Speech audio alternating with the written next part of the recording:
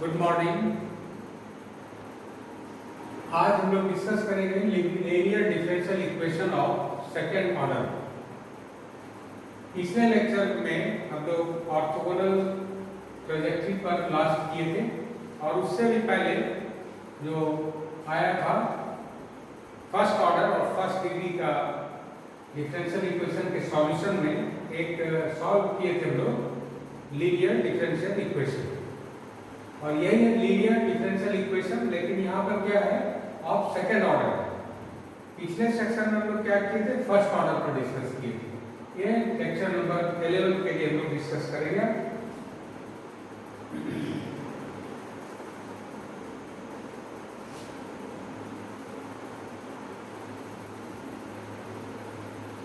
सबसे पहले हम पिछले सेक्शन से ही चलेंगे। Linear differential equation of first order and first degree इस रूप में था dy by dx plus pxy is equal to qx, इस फॉर्म का था। ठीक है, दो पार्ट है इसलिए, एक लेफ्ट साइड एक राइट साइड में। अब यहां देखिए क्या है कि अगर ये qx 0 हो जाए तो जो ये इक्वेशन बचेगा डिफरेंशियल इक्वेशन, ये कहलाएगा होमोजेनस लीनियर डिफरेंशियल इक्वेशन। और यदि qx 0 नहीं होगा तब इसको कहेंगे non homogeneous linear differential equation.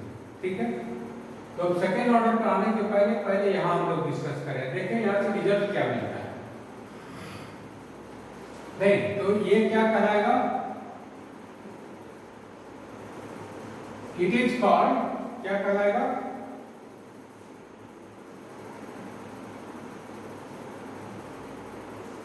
Homogeneous. ठीक है, होमोजेनस बोल सकते हैं या इसको बोलते हैं और रिड्यूस्ड।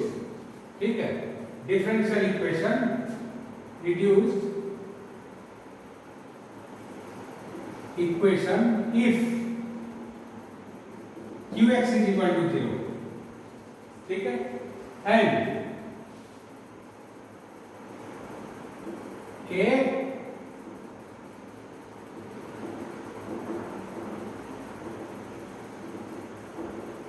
नॉन होमोजेनस इक्वेशन है ना, कब, when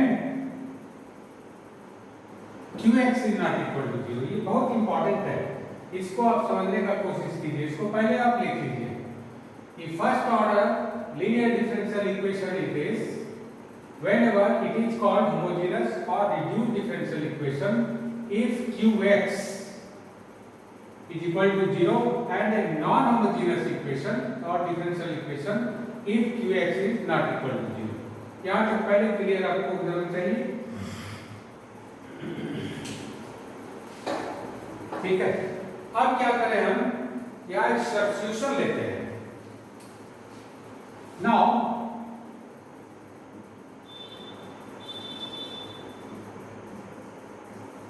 let us substitute y is equal to suppose that u plus b। देखते हैं क्या होता है, ये सब्स्टिट्यूशन एक में करेंगे। ठीक है, इन 1 we get, देखें क्या मिलेगा, d by dx of y, that means u plus d। ठीक है, प्लस अब हम px नहीं लिखे, केवल p लिखें तो कोई दिक्कत नहीं है, p u plus d। चलिए कंफ्यूजन होगा, लगता है p function u plus d का हो गया, तो px and putting the value of y that is u plus d is equal to qx। अब इसको देखिए हम दो भाग में ब्रेक कर सकते हैं। कैसे, that is you can write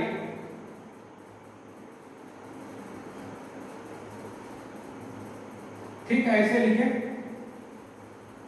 here y is equal to u plus d satisfies the equation 1। कब सेटिस्फाई करेगा, इफ, देखिए अब कैसे हो गया, that is du by dx एक part plus px into u, ठीक है, और दूसरा part dv by dx plus px into v और minus qx is equal to 0। इतना अगर 0 हो जाए तो ये इस इक्वेशन को सेटिस्फाई करेगा। क्या कोई प्रॉब्लम इसमें?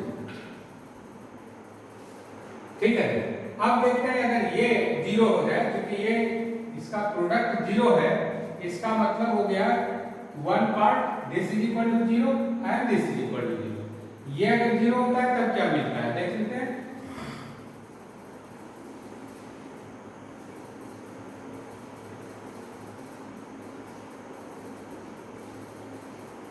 ठीक है, देखिए now if du by dx plus px into u बराबर 0, वेरिएबल सेट को जरा लगा के देखिए, ठीक है, क्या मिलता है देखिए, which gives du by u plus px dx is equal to 0. Now here write only p for px, तब देखते हैं क्या हो जाएगा, that is du by u is equal to minus p dx, है ना, क्या है ये p? p is a function of x है, ठीक है ना, integrating we get log of u is equal to कितना हो गया ये माइनस ऑफ px प्लस एक कांस्टेंट ले लेते हैं log c, where c is arbitrary constant, ठीक है ना।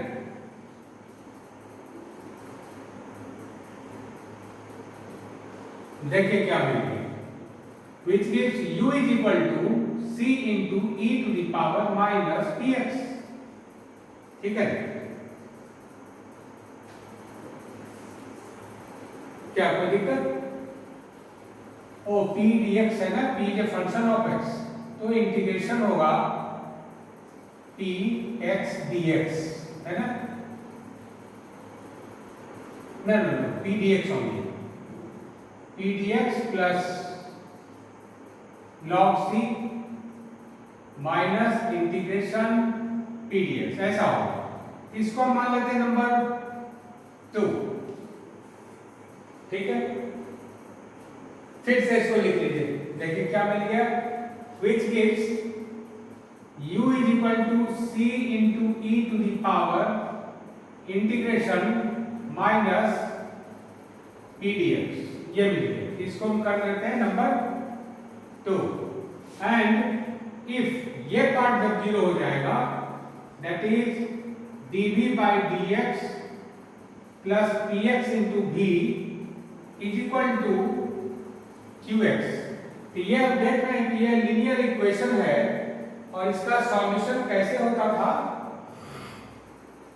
क्योंकि x का फंक्शन है तो v में है, यहां से हो गया इसका if कितना हो गया e to the power integration of p dx, नहीं तो इसका सॉल्यूशन क्या हो जाएगा, that is v is equal to v into if, that is e to the power integration of p dx, नहीं is equal to right side में integration of qx into e to the power integration p dx dx, यही मिलेगा ना, that is v का value निकालना है, that is v is equal to e to the power, और साफ से लिख लें तो आसान पड़ेगा,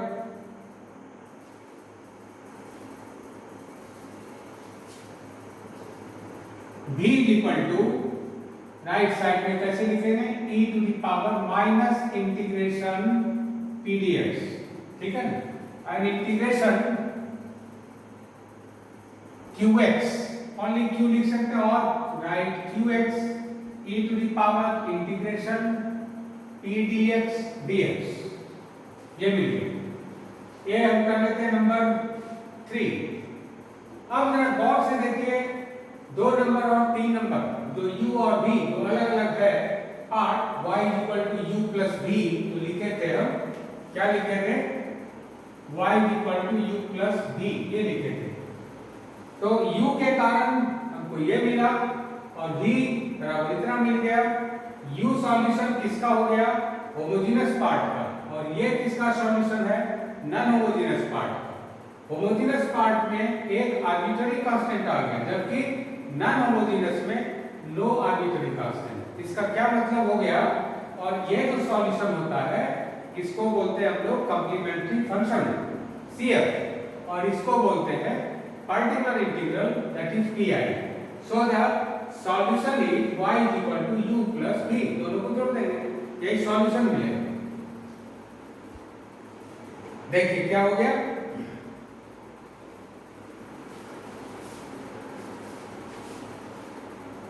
चलिए पहले इसको लिख लीजिए, उसके बाद देखते हैं फिर, है ना। इस पार्ट को पहले लिख लीजिए, हो गया। तब यहां पर देखिए, लिख लीजिए हियर, पहले u पे चलिए, u का मतलब हो गया ux, here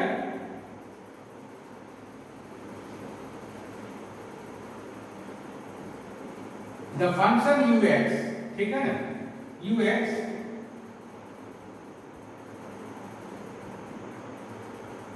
which contain an arbitrary constant,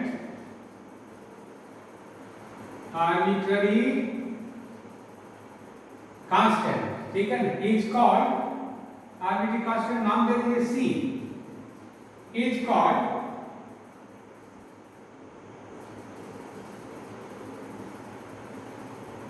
the complementary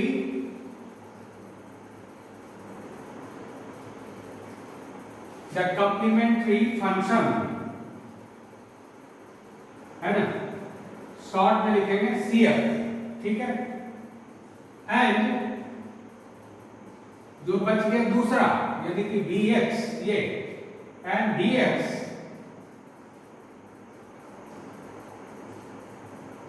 which contains no such arbitrary constant,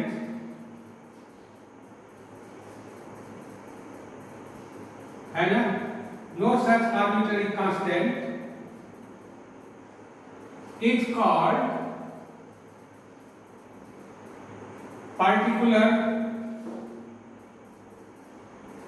integral, short में बोलेंगे PI, ठीक है। किसका हो गया, ऑफ द गिवन इक्वेशन को सर 1 नंबर माने, ऑफ द इक्वेशन 1, ठीक है। तो ये बड़ा इंपॉर्टेंट पार्ट है, इसको आप समझ लीजिए पहले। यहां डिस्कशन के बाद तब हम धीरे धीरे सेकंड ऑर्डर डिफरेंशियल इक्वेशन की तरफ जाएंगे, तो आपको ज्यादा क्लियर होगा। और कभी बॉदर मत कीजिए, परेशान नहीं होने की जरूरत है, बहुत आसान चैप्टर है, बहुत बिल्कुल आसान है, और परीक्षा का कोई टेंशन नहीं लेना, आसानी से आप इसको पकड़ सकते हैं। देखिए हो गया ये, इसको नोट कर लीजिए।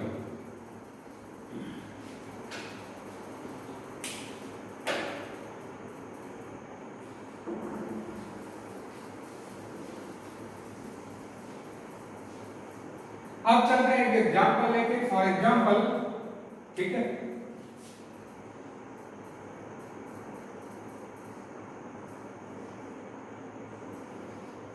सॉल्व dy by dx और plus y is equal to 2 e to the power x, ये रखिए। तो ये बहुत आराम से आप इसका सॉल्यूशन निकाले हुए हैं, है ना, लीनियर इक्वेशन में। अभी हम इसको निकालना चाहते हैं इस रूप में, देखते हैं क्या होता है इसमें। तो let us suppose that y is equal to u plus v, that means ux plus vx, एकदम क्लियर लिख दीजिए, नहीं तो ux plus vx, ठीक है ना। u किसका हो गया सॉल्यूशन, अभी तुरंत काम किए थे। This is the solution of the homogeneous part of the equation, ठीक है। Here ux is a solution of this equation, that is dy by dx plus y is equal to 0, ठीक है। यहां से जरा सॉल्व करके देखें क्या हो गया, that is du by dx plus u is equal to 0, ठीक है। And dx is a solution of the equation। अब एक बार में भी में कर लें, y लिखने का जरूरत नहीं, दोबारा लिखना पड़ेगा नहीं तो, है ना। क्या लिख सकते हैं इसमें, that is dv by dx plus d में dx is equal to 2 times of e to the power x, ठीक है। अब जरा इसको लेके चलिए, पहले ये हम मान लेते हैं नंबर 1, इसको कर लेते हैं नंबर 2, इसको कर लेते हैं नंबर 3। तो नाउ फ्रॉम 2 देखिए तो क्या हो गया, du by u, ठीक है, plus dx is equal to 0 और du by u is equal to minus dx. So integrating you get log of u is equal to log c और minus of x, है ना, minus x, that is u is equal to c into e to the power minus x, हो गया। ये solution मिल गया ux का number 4, ठीक है। और अब चलते हैं 3 नंबर से, देखते हैं इसका सॉल्यूशन क्या मिलेगा। तो आप समझ रहे हैं लीनियर इक्वेशन है v में, देयरफॉर if इसका e to the power integration of p dx, यहां पर कितना है 1, तो मतलब simple dx that is e to the power x only, ठीक है। तो इसका सॉल्यूशन कितना हो जाएगा, also from 3 b into e to the power x is equal to right side में 2 times of integration e to the power 2x, then मिलेगा dx। तो जरा सा देखिए कितना मिल गया, इसका इंटीग्रेशन हो गया by 2 कर देंगे, 2 2 cancel, that is b into e to the power x is equal to e to the power 2x और b is equal to e to the power x, and write number 5, and therefore solution of the equation 1 is, therefore solution of the equation 1 is y is equal to u plus b, that is u means this c into e to the power minus x plus e to the power x, ठीक है। तो देखिए इस तरह का solution मिल गया, ठीक है। तो इसमें देखिए एक पार्ट हो गया, ये क्या कर रहा है, this is the general solution, this is the general solution और कंप्लीट सॉल्यूशन भी बोल सकते हैं ना, जनरल सॉल्यूशन और complete solution of the equation 1।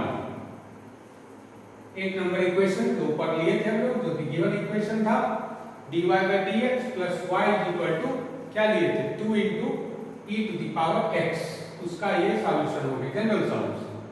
अब देखिए जनरल सॉल्यूशन में कितना कांस्टेंट है इसमें, it contains only one arbitrary constant. इसका मतलब हो गया कि जो दिया गया इक्वेशन है उसका ऑर्डर 1 है, ठीक है। Here general solution contains one arbitrary constant, that is 2 into e to the power x plus e to the power x, and therefore solution of the equation 1 is y is equal to 2 times of integration e to the power minus x plus e to the power x, ठीक है। ठीक है, and therefore because, क्यों ऐसे लिखते हैं यहीं पर, because given equation was of किसका, ऑफ फर्स्ट डिग्री। ठीक है, इसका मतलब हो गया कि जैसे ही हम सेकंड डिग्री लीनियर इक्वेशन में जाएंगे तो कंप्लीमेंट्री फंक्शन जब वहां उसी तरह से आएगा तो कंप्लीमेंट्री फंक्शन में दो आर्बिट्ररी कांस्टेंट आएगा और बाकी जो पर्टिकुलर इंटीग्रल होगा उसमें कोई भी आर्बिट्ररी कांस्टेंट नहीं आएगा। ये बात क्लियर हुआ? दैट मींस ऑलवेज, ये जो पढ़े हम लोग फर्स्ट लेक्चर में एक बार फिर से आप देख लेंगे, order and degree of the differential equation. वहां हम लोग इसको डिस्कस किए थे कि डिफरेंशियल इक्वेशन का जितना डिग्री रहता है उसी पर आर्बिट्ररी कांस्टेंट डिपेंड करता है।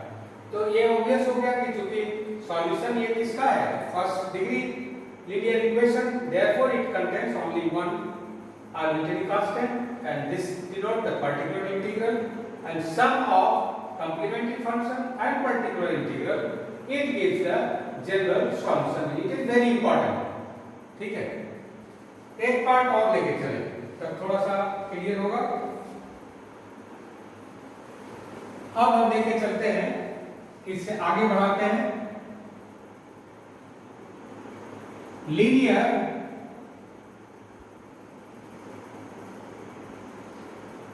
differential equation of second order। ठीक है, इसको लेके बढ़िए।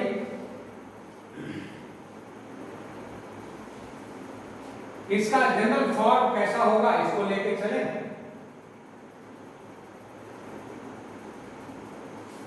एक बात जानिए, इसका ये जो है ना linear differential equation of second order, इसका एप्लीकेशन बहुत है फिजिक्स के ब्रांच में, इंजीनियरिंग के ब्रांच में, जिसमें आप सिंपल हार्मोनिक मोशन पढ़ते हैं। तो आप याद कीजिए differential equation of simple harmonic motion क्या मिलता है, d2x upon dt square plus lambda x is equal to 0, इस तरह का मिलता है, या इज इक्वल टू ऐसे बोलते हैं is equal to minus of mu x, है ना। तो एक्सप्रेशन ये हो गया d2x by dt स्क्वायर, ये हो गया सेकंड ऑर्डर और यहाँ पर है x जो कि डिस्प्लेसमेंट करेगा, है ना, और माइनस डिनोट करता है कि force always tends towards the focus और जो भी सेंटर दिया रहेगा वहां के लिए। तो ये सिंपल हार्मोनिक मोशन का डिफरेंशियल इक्वेशन है। तो यहाँ से एक बात है, ये यही कहलाता है सेकंड ऑर्डर डिफरेंशियल इक्वेशन। तो फिजिक्स में या इंजीनियरिंग सेक्शन में होता है और यहाँ भी आप यूज करेंगे सेकंड पार्ट में ही, सेकंड पार्ट में जिस समय सेकंड पार्ट में आप जाएंगे सेकंड पार्ट ऑनर्स में, वहां पर इसका एप्लीकेशन होता है for the study of special functions, that is Legendre functions, Bessel functions, hypergeometric functions. इसमें इसका एप्लीकेशन कहाँ होगा, एप्लीकेशन में आएगा। पहला हो गया जैसे चलिए vessels function,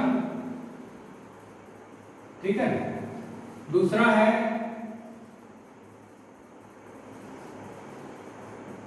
Legender function, लेगरिक function भी होता है ना। तीसरा जैसे जो पढ़ना है आपको उसके अनुसार से लिखते हैं हाइपर ज्योमेट्रिक फंक्शन। ये तीन पार्ट आपको सेकंड पार्ट में पढ़ना है।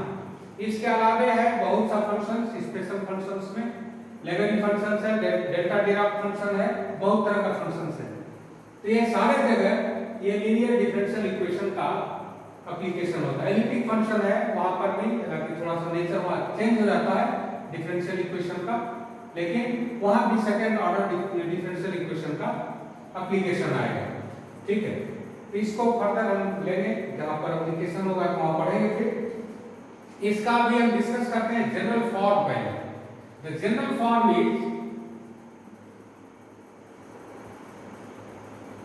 general form of second order linear differential equation, that is d2y by dx square, देखिए dy by dx के बदले अब क्या हो गया d2y by dx square plus px dy by dx plus qx into y is equal to rx। अब देखिए ये जो px qx और rx ये फंक्शन है, ये x का फंक्शन है, this function is continuous in some intervals, है ना। ये चीज जानेंगे कि वेयर px या फर्स्ट में भी पढ़ेंगे तो वहां भी वही चीज होगा qx एंड rx आर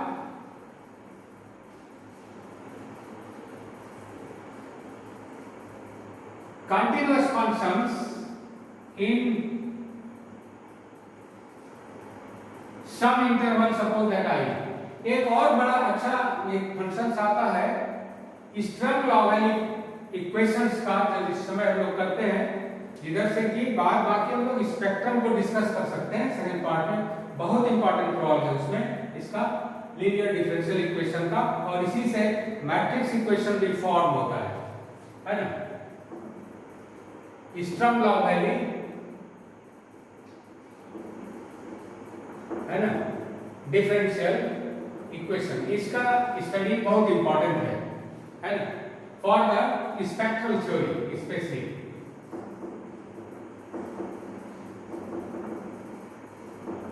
ठीक है, तो ये हायर स्टडीज के लिए आपको अगर कुछ इंटरेस्ट हो इसको जानने के बाद, तब यहाँ पर हम लोग इसको समझ सकते हैं और अप्लाई करेंगे तो पढ़ने में बड़ा मजा आएगा। ठीक है, ये समझ गए। और इसी के नेचर पर फिर इसका बहुत सा चीज डिपेंड करता है, डिफरेंशियल इक्वेशन, जिसको आगे डिस्कस करेंगे। अब चलते हैं इसको, हम एक अगर ऑपरेटर यूज करें, let us symbolize, suppose that d equivalent to dy dx d square that is d2 by dx square and so on, है ना। तो ये d स्क्वायर ये क्या चीज है, this is known as the differential operator, right.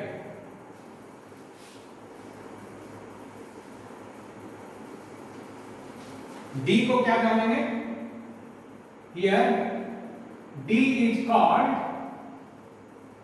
क्या चीज बोलेंगे, differential operator.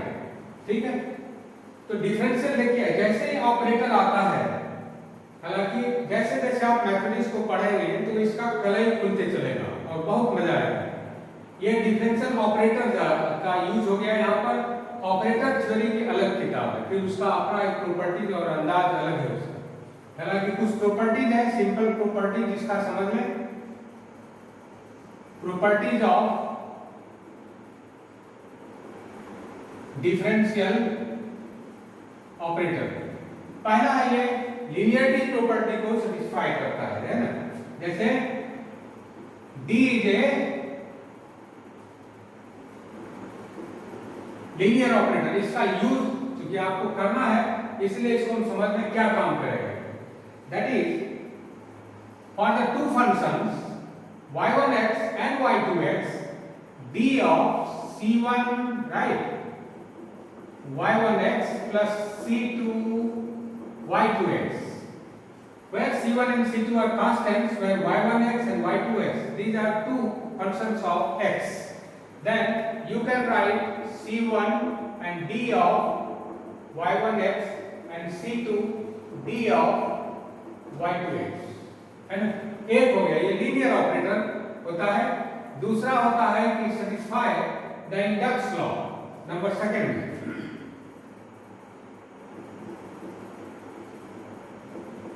D satisfies the index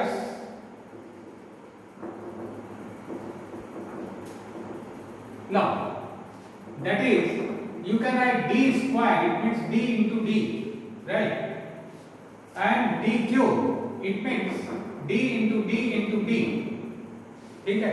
and similarly you can write that is d to the power m into d to the power n. You can write dm plus n, and so it is equal to dn plus m, that is d to the power n d to the power n. ठीक है, तो ये hold करता है, इस तरह का काम करेगा. And one important result also, d to the power 0 is 1, and so when it applies on a function of x, that means d naught or d to the power 0 of fx, that is 1 into fx, and it is equal to fx. ठीक है, तो इसको एक बार note कर लें, बहुत important है result, इसको समझना बहुत जरूरी है, तभी आप आगे प्रोसीड कर सकते हैं इसमें, है ना.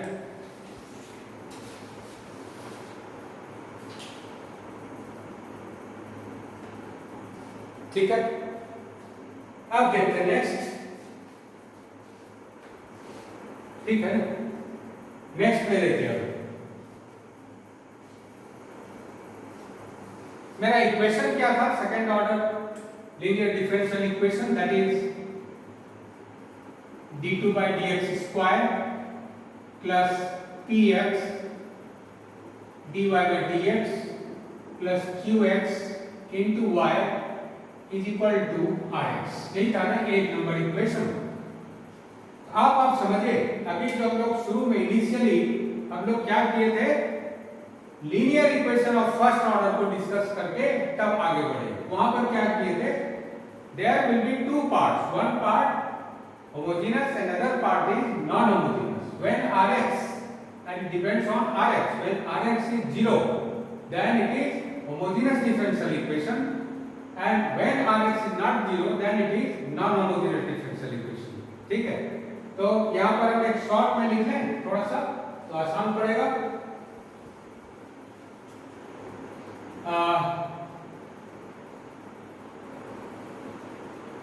ये होमोजेनस होगा कब? Whenever Rx is equal to 0. ठीक है, and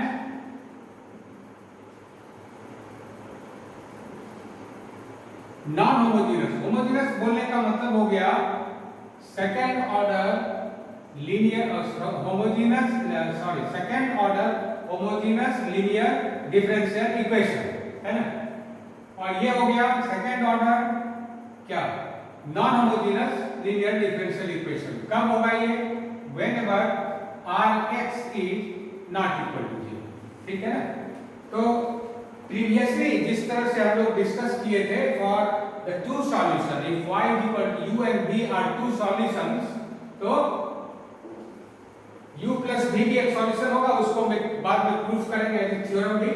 तो सबसे पहले ले लें कि let us suppose that y is equal to ux plus vx, then ux will be a solution of the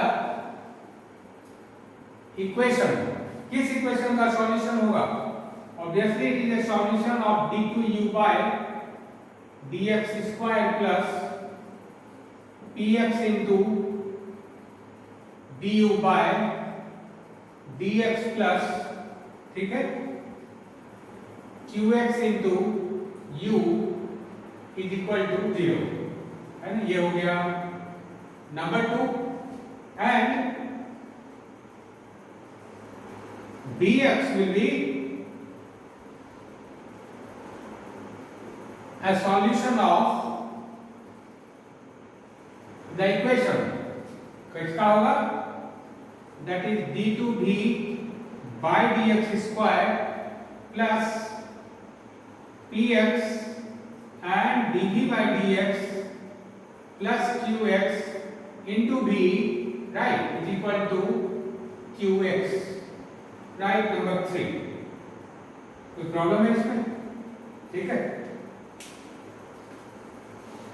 That means you can also write this equation in terms of dash or double dash, like this. That is u double dash, है ना, u double dash x, है ना, x का function होगा, solution तो x में मिलता है, प्लस या केवल अभी लिखिए u डबल डैश प्लस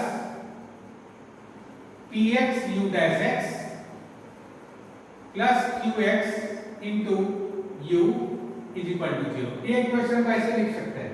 इसको कैसे लिख सकते हैं? You can write b double dash, ठीक है ना, b डबल डैश, आप x लिख सकते हैं, इसमें कोई दिक्कत नहीं है ना, b double dash plus px bx, oh sorry only b लिखिए, कोई दिक्कत नहीं है, plus qx into b is equal to, और यहां rx होना चाहिए ना, इज इक्वल टू rx। हम ऐसे लिख सकते हैं इसको, ठीक है। तो यहां पर ux क्या कहलाएगा? ux is known as the complementary function, where dx is known as the particular integral, है ना। हियर ऊपर लिख लीजिए इसको,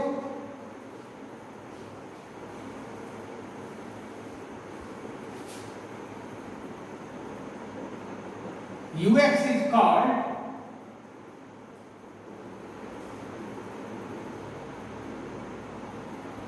the complementary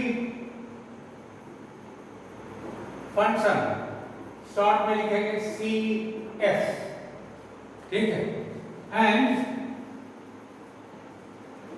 dx is called, बोलिए क्या हो गया? the particular integral pi, ठीक है। ux क्या हो गया? कॉम्प्लीमेंट्री फंक्शन, dx क्या हो गया? Particular integral. So the general solution is ux plus dx, and therefore general solution, that is general solution, or you can write complete integral is given by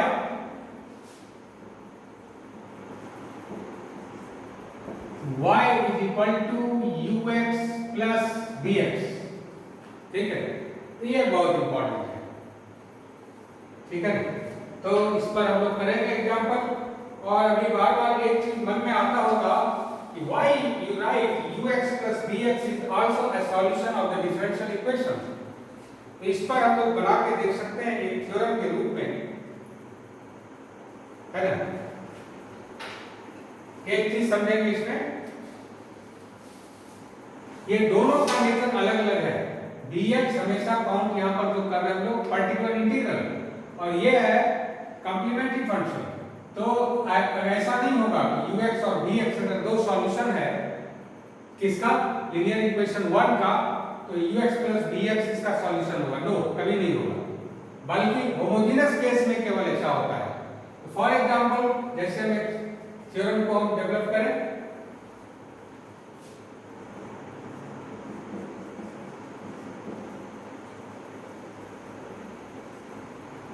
for a homogeneous linear differential equation of second order में लिए थे, that is d2y by dx square plus px dy by dx plus qx into y is equal to rx, right? ठीक है। ओ homogeneous बोल रहे हैं, not rx is equal to 0, ठीक है। इसको हम करते हैं इतना, any for this equation, this any linear combination of two solutions, any linear combination of two solutions is again a solution of one, ठीक है ना। दो सॉल्यूशन का लीनियर कॉम्बिनेशन क्या लिख सकते हैं? तो सबसे पहले हम ले लें कि let us suppose that y1, that is y1 x and y2 x are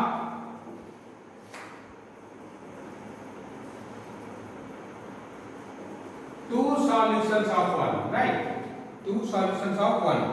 तो सबसे पहले ये इक्वेशन नंबर 1 को सेटिस्फाई करें।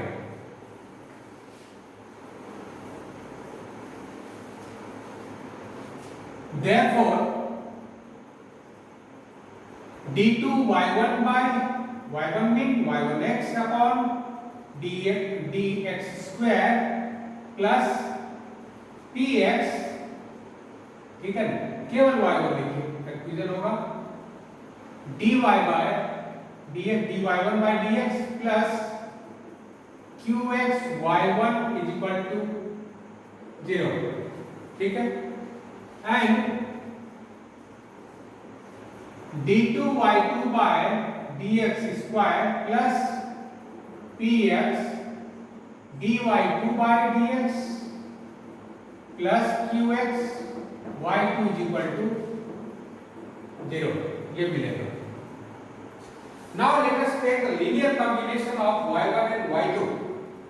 As you know that the linear combination of y1 and y2 is written as for any two constants, suppose that c1 and c2, you can write y is equal to c1 y1 plus c2 y2, which is the linear combination of y1 and y2.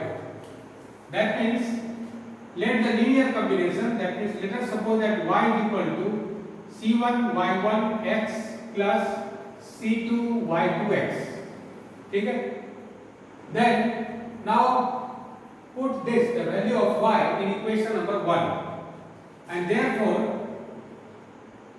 by 1 you can write, देखते क्या लिख सकते हैं,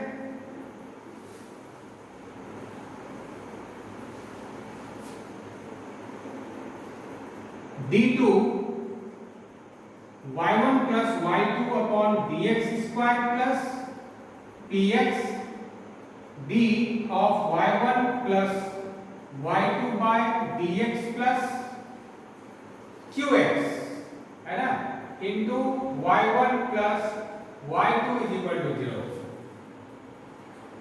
And in terms of, if you write this in terms of differential operator, then you know that this operator is linear operator, and so you can write this as, that is d2y1 upon dx square plus px dy1 by dx plus qx into y1, right, plus एक और part कौन सा आ गया, d2y2 upon dx square और plus कितना dx and dy2 by dx और plus qx y2 is equal to 0, ये part हो गया, ठीक है। अब देखिए by 2 this is equal to 0 and by 3 this is equal to 0, that means it's a sorry this is equal to कर दीजिए इतना, is equal to कर दीजिए इसको, है ना, is equal to this, now this is equal to 0 plus 0 by 2 and 3, and so it is equal to 0, that means y1 plus y2 satisfy equation number 1, and therefore any linear combination of the two solutions y1 and y2 must satisfy the homogeneous linear differential equation of second order, ठीक है, ये बहुत important है। लेकिन एक चीज हमेशा ध्यान रखना है, this result is not true for non-homogeneous equation.